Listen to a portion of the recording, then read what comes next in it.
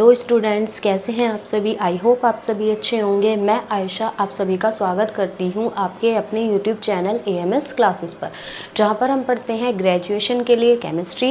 And आज की जो हमारी क्लास है वो है BSc फर्स्ट सेमेस्टर केमिस्ट्री की क्लास, जिसमें हमारी बुक चल रही थी फंडामेंटल ऑफ केमिस्ट्री, जिसकी हमारी यूनिट फर्स्ट चल रही थी molecular polarity and B chemical forces. तो इसके अभी तक हम 7 टॉपिक अपने कवर कर चुके हैं।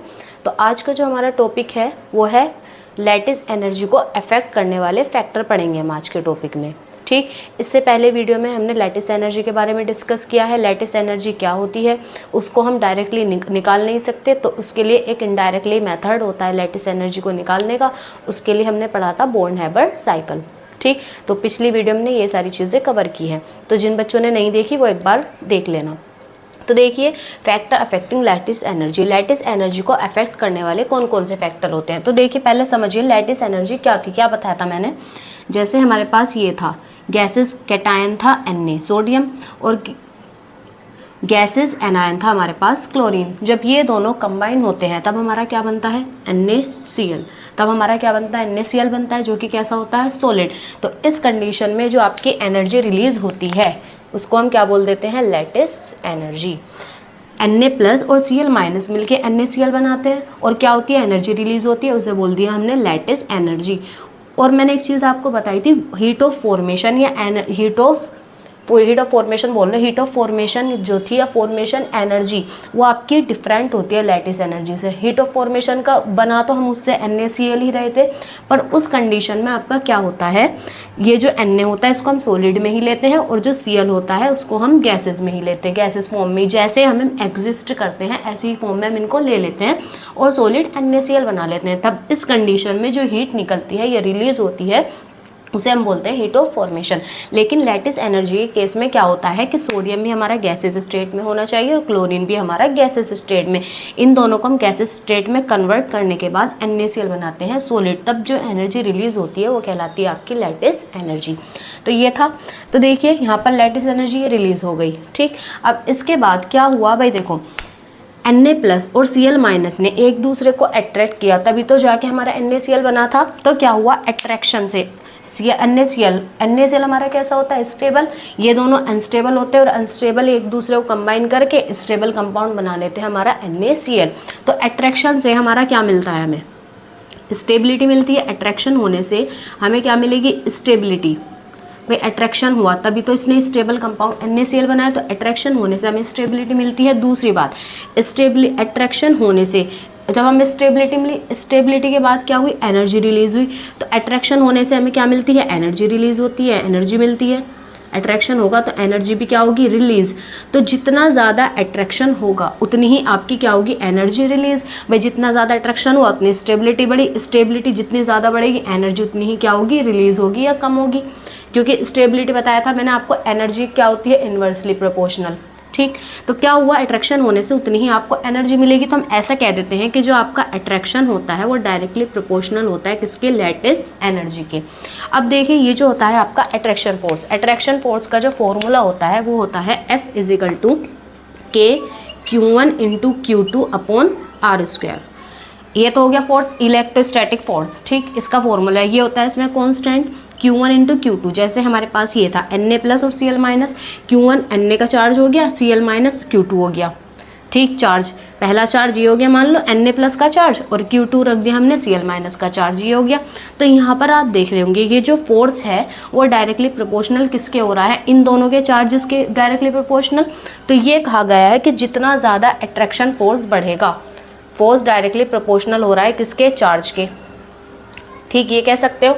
और जो आपका होता है फोर्स वो डायरेक्टली प्रोपोर्शनल किसके होता है, लैटिस एनर्जी के। तो आप यहाँ पर क्या कह सकते हो, भाई देखो, फोर्स जितना ज़्यादा बढ़ा, ठीक, ये ऐसे कह लो, चार्ज जितना ज़्यादा बढ़ा उतना ही अट्रैक्शन फोर्स बढ़ेगा, और अट्रैक्शन फोर्स जितना ज़्यादा बढ़ेगा आपका लैटिस एनर्जी उतनी ही क्या हो जाएगी, ज़्यादा बढ़ेगी।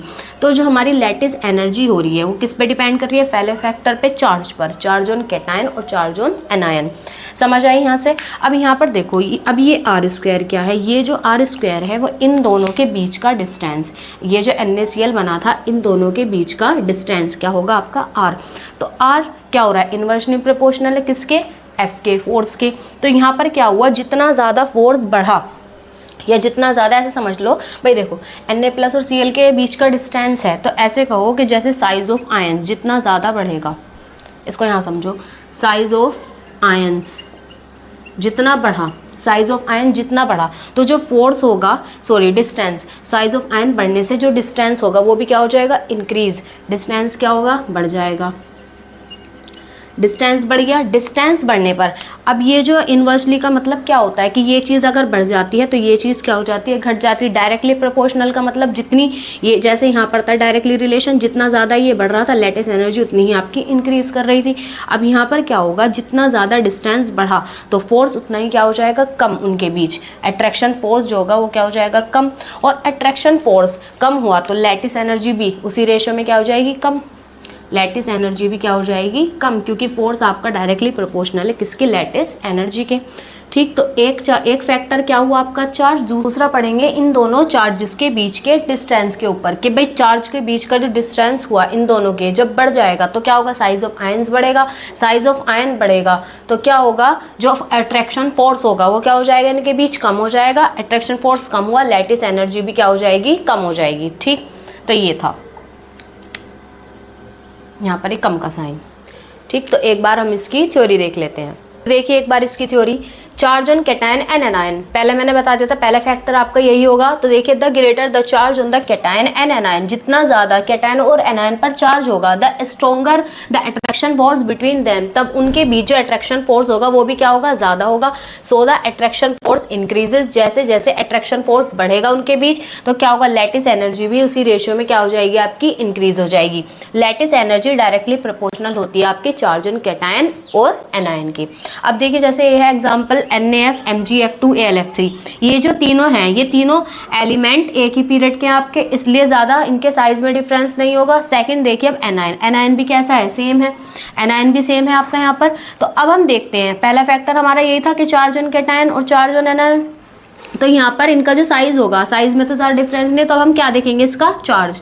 यहाँ पर Na पर जो चार्ज होता है वो होता है +1, यहाँ पर Mg पर होगा +2 और Al पर होगा +3। तो मैंने आपको बताया था चार्ज जितना ज़्यादा होगा लैटिस एनर्जी उतनी ही ज़्यादा। तो AlF3 की लैटिस एनर्जी क्या होगी, सबसे ज़्यादा होगी, फिर Mg और फिर NaF। तो रेशियो आपका ये बन जाएगा मैग्नीट्यूड का ऑर्डर। ठीक, अब जैसे है यहाँ पर भी सेम वही, भाई देखो एनायन जो है सेम है O। एनायन की बात खत्म कर दो, अब आ जाओ कैटायन पर। कैटायन तीनों एक ही पीरियड के हैं तो इसलिए साइज में कोई डिफरेंस ज़्यादा नहीं होगा। अब आ जाओ चार्ज पर, यहाँ पर भी Na पे +1 का चार्ज, यहाँ पर Mg पे +2 और यहाँ पर Al पे +3। तो चार्ज सबसे ज़्यादा इसमें, चार्ज जितना ज़्यादा होगा उतनी ही आपकी लैटिस एनर्जी हो जाएगी। तो जो आपका ऑर्डर बनेगा वो ये बनेगा। ठीक, अब देखिए ये वाला जो क्वेश्चन है ये सभी को खुद करना है। ठीक, घर से करना है सभी को, और मुझे इसका आंसर बताना है कि किसकी लैटिस एनर्जी ज़्यादा होगी इन दोनों में से। ठीक, अब आ जाओ सेकंड फैक्टर पर, इंटर आयनिक डिस्टेंस, इन दोनों के चार्ज का डिस्टेंस जो मैंने आपको बताया था ये क्या होता है, इंटर आयनिक डिस्टेंस, दो चार्जों के बीच का डिस्टेंस। तो बताया था डिस्टेंस जितना ज़्यादा बढ़ा फोर्स ऑफ अट्रैक्शन उतनी क्या हुई, कम। अट्रैक्शन फोर्स जितनी कम हुई लैटिस एनर्जी भी उतनी ही कम। देखिए force of attraction is inversely proportional to the inter ionic distance, जो फोर्स ऑफ अट्रैक्शन था वो इनवर्सली प्रोपोर्शनल था किसके, इंटर आयनिक डिस्टेंस के। सो इसलिए as the size of anion increases, इसलिए क्या होगा, एनायन का साइज क्या हो जाएगा, बढ़ जाएगा। इंटर आयनिक डिस्टेंस बढ़ने पर एनायंस का जो साइज होगा वो क्या हो जाएगा, इंक्रीज हो जाएगा। The inter ionic distance between them also increases, size of anion बढ़ते ही क्या हो जाएगा, इंटर आयनिक डिस्टेंस भी क्या हो जाएगा, इंक्रीज हो जाएगा। इसलिए that's why the attraction force decreases, अब क्या होगा, अट्रैक्शन फोर्स आपका क्या हो जाएगा, घट जाएगा। And the lattice energy also decrease, lattice energy भी क्या हो जाएगी, कम हो जाएगी। The size of metal cations, metal cations जो होते हैं उनका साइज हमेशा क्या होता है, बड़ा होता है, increases on moving down the group. जो मेटल कैटायन होते हैं उनका साइज ऊपर ग्रुप में ऊपर से नीचे जाने पर क्या हो जाता है, बढ़ जाता है। साइज बड़ा, इंटर आयनिक डिस्टेंस क्या हुआ, कम हुआ। इंटर आयनिक डिस्टेंस बढ़ा, इंटर आयनिक डिस्टेंस बना, फोर्स ऑफ अट्रैक्शन कम हुई, अट्रैक्शन फोर्स कम हुई, लैटिस एनर्जी भी क्या होगी, कम होगी। तो यहाँ पर क्या बताया, the size of metal cation increases on moving down the group, group में ऊपर से नीचे जाने पर मेटल आयन जो होंगे उनका साइज इंक्रीज होगा फ्रॉम Li+ से Cs+ तक। ठीक, the lattice energy of their halides decreases in the order, और इनके जो हैलाइड्स होंगे उनकी लैटिस एनर्जी इसी ऑर्डर में क्या हो जाएगी, कम हो जाएगी। कैसे देखो, जैसे यहाँ पर था LiF, NaF, KF, RBF, CSF, अब ये इनके हैलाइड्स हैं, अब ये इनके क्या है, हैलाइड्स हैं। अब इन हैलाइड्स में क्या होगा, लैटिस एनर्जी सबसे ज़्यादा किसकी होगी, किसकी होगी भाई, देखो Li का साइज़ थोड़ा छोटा होगा, फिर Na का ऊपर जा रहे ग्रुप में ऊपर से नीचे जाने पर क्या होता है, साइज़ बढ़ता है, अभी बताया मैंने आपको। तो साइज़ जितना ज़्यादा बड़ा होगा, इंटर आयनिक डिस्टेंस उतना ज़्यादा, इंटर आयनिक डिस्टेंस जितना ज़्यादा, अट्रैक्शन फोर्स, एक दूसरे को अट्रैक्ट नहीं कर पाएंगे, वो क्या होगा, कम होगा, अट्रैक्शन फोर्स कम हुआ, लैटिस एनर्जी कम। तो साइज़ देखो CSF का साइज सबसे बड़ा होगा, तो इसकी लैटिस एनर्जी सबसे कम होगी। तो आपका जो ऑर्डर आता है वो बनेगा ये, जिसका साइज जितना कम उसकी लैटिस एनर्जी उतनी ही क्या ज़्यादा। तो देखिए because size of metal cations, यहाँ पर मैंने लिख दिया क्योंकि साइज ऑफ मेटल कैटायंस किसका ज़्यादा है, CS का, तो इसकी लैटिस एनर्जी सबसे क्या होगी, कम होगी। ठीक, तो एक बार ये सारी थ्योरी आप नोट कर लीजिए, फिर इसके तो देखिए यहाँ पर जो आपकी लैटिस एनर्जी होती है वो साइज ऑफ एनायंस के क्या होती है, इन्वर्सली प्रोपोर्शनल। इन्वर्सली प्रोपोर्शनल का मतलब कि जितने ज़्यादा ये चीज़ बढ़ी, ये चीज़ क्या हो जाएगी, इंक्रीज डिक्रीज हो जाएगी, घट जाएगी। ठीक, तो साइज ऑफ एनायन जितना ज़्यादा बढ़ा, लैटिस एनर्जी उतनी ही क्या हो जाएगी, कम। साइज ऑफ एनायन जितना कम होगा, लैटिस एनर्जी उतनी ही ज़्यादा। उसका रीज़न मैंने आपको बता ही दिया है। अब जैसे हमारे पास है ये question, which of these will have higher lattice energy, इन सभी में सबसे ज़्यादा लैटिस एनर्जी किसकी ज़्यादा होगी। तो देखिए LiF है, LiCl, LiBr, Li। तो यहाँ पर देखो जो आपका है एनायन, सॉरी कैटायन, कैटायन देखो ये कैसा है आपका, सेम चारों में क्या है, कैटायन Li है, तो कैटायन हो गया, इसकी बात खत्म कर दो। अब आ जाओ एनायन पर।